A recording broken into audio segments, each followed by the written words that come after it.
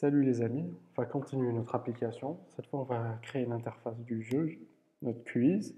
Donc voilà à quoi elle ressemble. On a en haut un timer, notre drapeau et trois boutons. Donc on affichera le nom des pays. Et en bas, bon, c'est vrai que ce screenshot n'est pas très descriptif de ce qui se passe au niveau du jeu. Mais vous avez vu au niveau de la croix rouge, normalement, il y a d'autres check d'autres croix, enfin ça va afficher le score, enfin pas le score, genre les bonnes et mauvaises réponses de notre joueur. Il pourra même aussi scroller, genre s'il y a plus, on va dire trentaine de drapeaux, il pourra voir combien il a fait, enfin combien il a fait de bonnes réponses et de mauvaises. En voyant les checks genre verts et les croix rouges et tout. Bon, on va commencer. Bon, on ouvre Android Studio. On va aussi ouvrir notre simulateur. Voilà. Donc on va lancer l'application. Bon, on va regarder où on s'est arrêté la dernière fois. On a créé nos deux boutons. Bon, quand on clique sur capital, ça nous affiche au niveau de la console. Tu as cliqué sur le bouton capital. Et drapeau, même chose. Bon, ici j'ai une erreur, c'est pas grave, on va régler. Alors, il y a au niveau de mon projet, au niveau de Assets, j'ai ajouté un dossier Flags, voilà, qui contient tous les drapeaux et tout, les pays. Bon, malheureusement, ils ont plusieurs dimensions, genre, ils n'ont pas tous la même hauteur, enfin, plutôt, oui, voilà.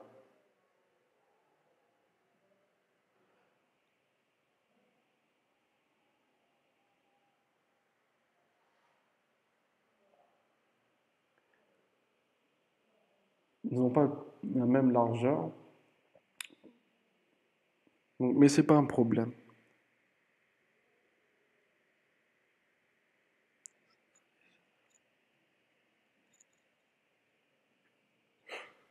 Voilà.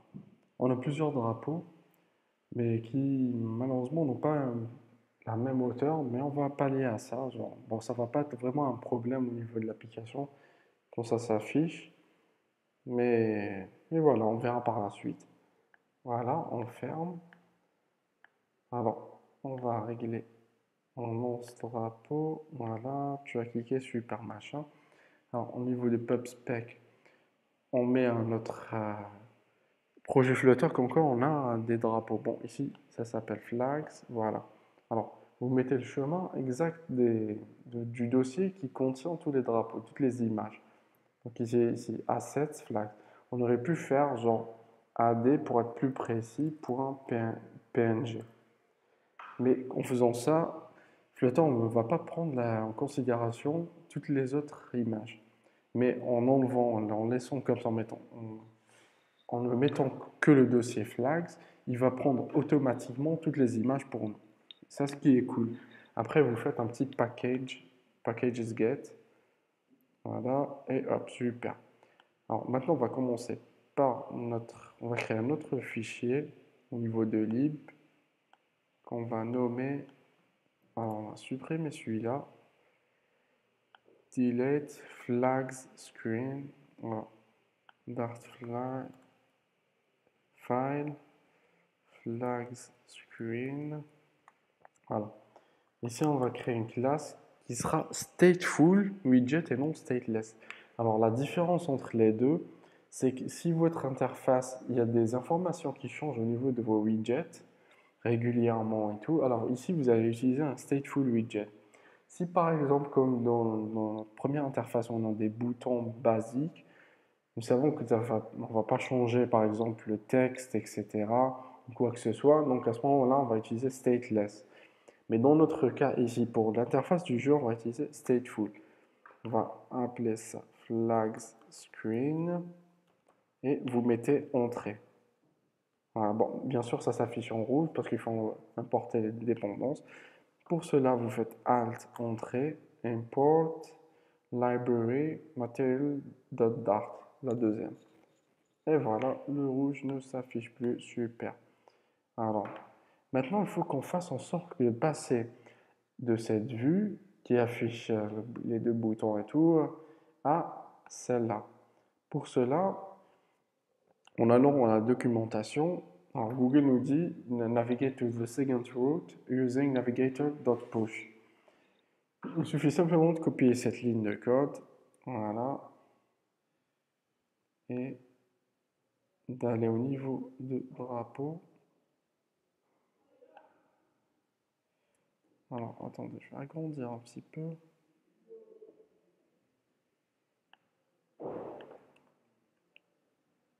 On copie, super.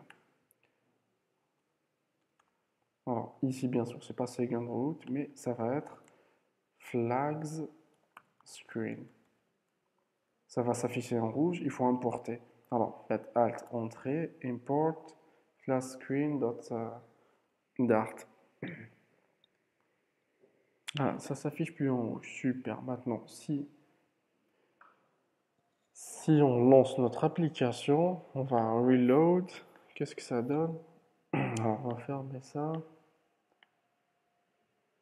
Ok, drapeau. Et voilà, c'est noir. Je vais dire rouge.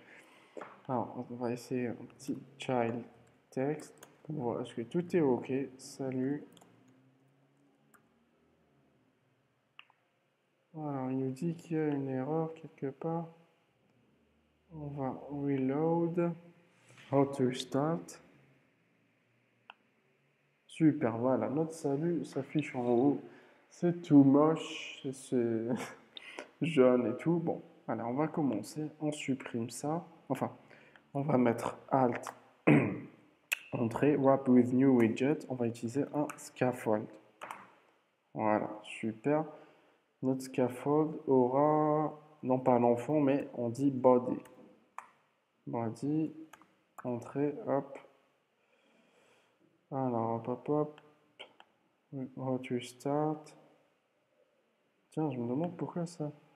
Ok, super, c'est blanc. Salut, il est en haut à gauche. On va utiliser ce qu'on appelle un Safe Area. À quoi ça sert? Alors, vous faites Alt la même chose, New Widget, Safe Area.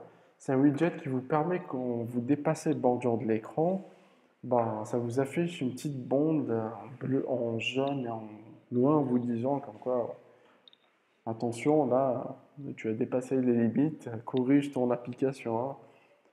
Parce que l'écran, ton utilisateur, on n'a pas une tablette ici. Alors, Safe Area, super. Bon, la couleur, c'est la même que celle de notre home page. Donc, alors, body, plutôt background color, colors.teal. Alors là, il y a une petite erreur. Ah oui, oui. Alors, faut enlever ça. Voilà. Ok, super, on n'a plus d'erreur. C'est pour ça que tout à l'heure, ça ne marchait pas pour enregistrer. Voilà, bon, on va enlever notre salut. Alors, ce qu'on va utiliser, ça sera une colonne. Vu que nos éléments seront affichés de façon verticale, de haut en bas. Nous avons le timer, drapeau et nos boutons. Donc, on va utiliser une colonne. Voilà. Alors, notre premier élément c'est du texte. Donc,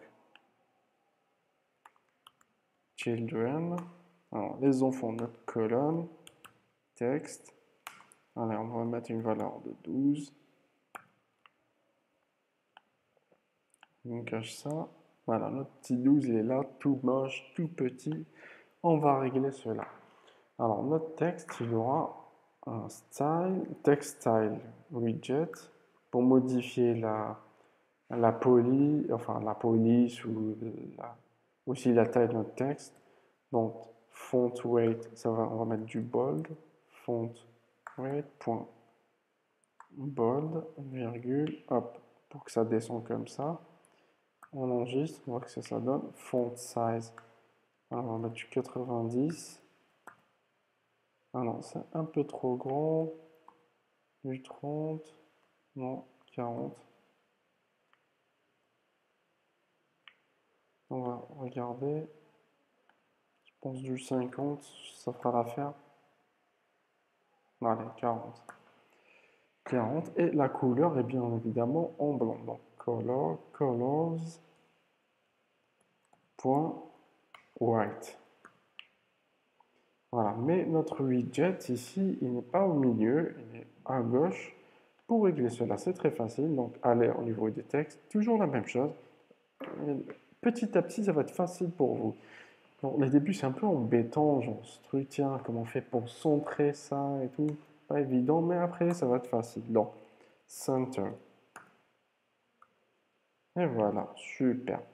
Alors, maintenant, on va afficher notre image. Alors, après center, nous allons créer un container, voilà, qui aura pour ta hauteur 300 pixels. Et pour enfant, ici, à ce moment-là, on va afficher notre image. Ça va être image.asset. Et ici, on va préciser le nom de notre image. Alors, ici, on va mettre plutôt le chemin. Alors, image.asset. Alors, asset, normalement, c'est ça. Flags, gb.png. Vous pouvez mettre n'importe quel drapeau que vous voulez. Ah, voilà. Super. Nous avons notre drapeau. Alors, juste pour avoir une petite idée de ce qui se passe genre derrière, comment ça s'affiche exactement, on va donner des petites couleurs qu'on enlèvera à la fin. Alors, pour notre container, color, on va lui donner une couleur de rouge. Colors, red. Voilà. Pour avoir une petite idée de comment ça s'affiche, on va essayer un drapeau AD. Voilà. Alors, pourquoi on a mis 300? Pour pas que ça dépasse. Parce qu'il y a certains drapeaux, ils sont un peu plus... Ils ont une hauteur un peu plus... qui dépasse, je crois, 300 pixels. Donc, au moins, on sait que ça va pas dépasser 300 en limitant la taille. Voilà, on va remettre GB, je trouve ça plutôt cool, hein. United Kingdom. Alors, next. Maintenant, qu'est-ce qu'on a dans notre interface? Nous avons nos petits boutons. Alors, ici aussi, on va utiliser un container, alors qui aura pour enfant un raised button, on pressed, on met rien du tout,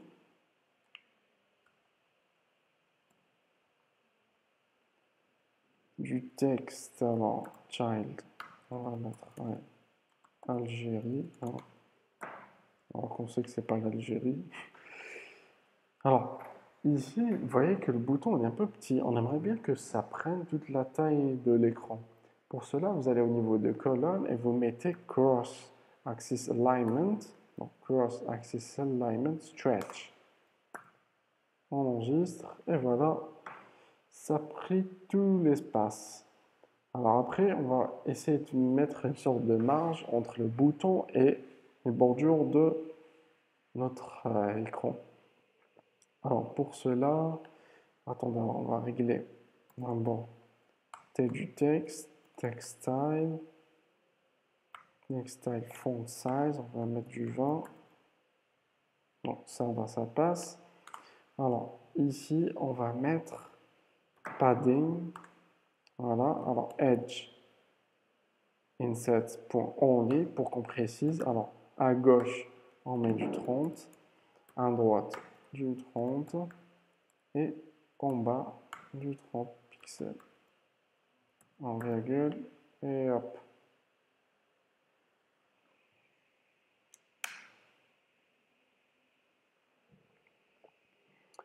Voilà. Alors, est-ce que ça a presque... Non, alors ça pas presque la même... C'est pas la même chose, on voit que la hauteur de nos boutons est un peu pourrie. Donc il faut ajouter une hauteur. Donc high, au niveau de notre container, on va mettre 40. Oh non, non, c'est petit, 90. Voilà, super, 90 est une bonne valeur. Alors on va copier-coller ça 3 fois. On n'ait pas peur de copier-coller. Après, on va améliorer notre code. Voilà, ça commence à avoir un même gueule, là. super. Tiens, même pour cela, on va mettre des couleurs, genre colors. Alors, colors. Allez, blue, pour avoir une idée.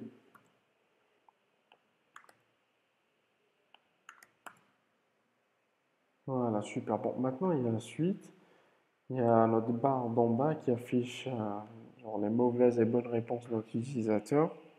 Ce sont des icônes. Alors, pour cela, on va utiliser ce qu'on appelle un widget qui s'appelle Expanded. Alors, si vous mettez CTRL B, alors, create a widget that expands the child of a row, a column, or flex so that the child fills the available space along the flex widget. En d'autres termes, votre widget que vous allez ajouter, il va occuper tout l'espace ici. Voilà, donc, si on met child, normalement un container, qu'on va donner comme couleur, allez, du vert, hein, on voit où il se situe exactement. Voilà. Vous voyez que notre container a pris tout l'espace. C'est ce qui est cool. Par contre, si on aurait enlevé expanded, juste pour vous montrer. Alors, replace widget with its children. CTRL S. Et voilà notre container. Bien sûr, il disparaît parce qu'il n'y a pas de hauteur. Voilà, on va mettre son. Voilà, il réapparaît. Super, bon. Alors, on veut que ça prenne tout l'espace. Donc, wrap with new widget. Expanded. Voilà. Alors, au niveau de notre container, on ne va pas utiliser une row, on va dire ligne, parce qu'on veut que l'utilisateur puisse scroller au niveau du score. Donc, ce qu'on va utiliser, c'est un list view. Donc, child, list view. Alors, children. Alors, on va ajouter nos icônes juste pour un test. Alors, icons. Alors, normalement, c'était cross. Alors, j'ai vraiment oublié, c'était quoi? Check. On va voir. Check, check, check. Voilà, check.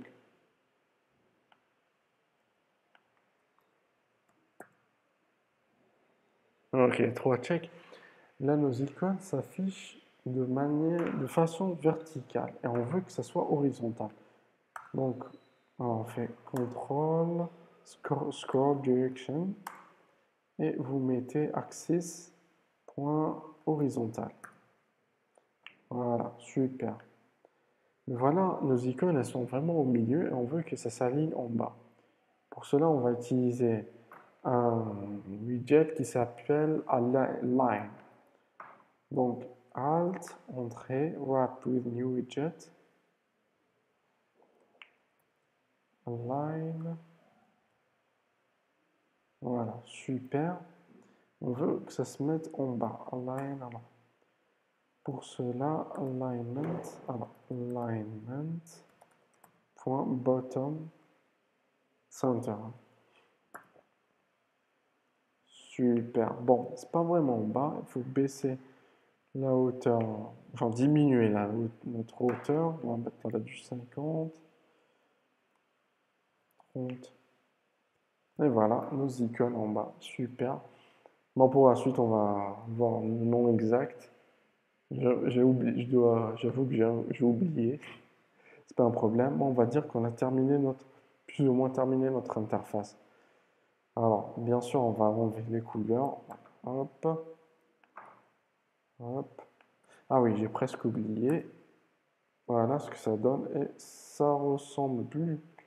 Enfin, ça ressemble à notre interface d'ici.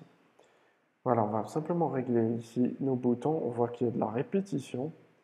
Et nous, on suit le montoir de Don't Repeat Yourself. Donc vous allez dans Flutter Outline. Vous sélectionnez Container premier et vous mettez Extract Widget qu'on va appeler Custom Button. Voilà. Hop, et on fait comme la dernière fois. Comme on a fait ici. Exactement la même chose. On va faire du copier-coller. On est fort à ça.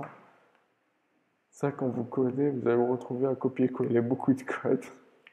Surtout de Stack Overflow et GitHub. Donc, voilà. Alors, onPressed, ça sera onPressed. Et Algérie, on remplace par text button. Bien évidemment, ici, on va supprimer tout ça. Hop, hop, hop. Non, pas la table new. On copie-colle ça 3 fois, enfin 2 fois. Alors, on a text button, on va mettre Algérie. onPressed.